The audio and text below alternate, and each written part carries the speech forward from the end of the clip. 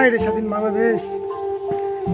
ঢাকা উত্তর দিয়াবাড়ি মহারাষ্ট্র স্কুল কলেজে যখন ছাত্রছাত্রীরা আহত এবং নিহত হচ্ছে, ঠিক তখনই একজন অভিভাবক বা একজন পিতা তার মেয়েকে স্কুলের মাঠে রেখে যখন তিনি পানির জন্য দোকানে যায়, তখন সেখানে একটা ঘটনা আপনাদেরকে শেয়ার করি। সেটা হচ্ছে, তিনি যখন পানি কিনতে যায় তখন 2 লিটার পানির দাম হচ্ছে 600 টাকা। মানে চিন্তা করা যায় বিষয়টা।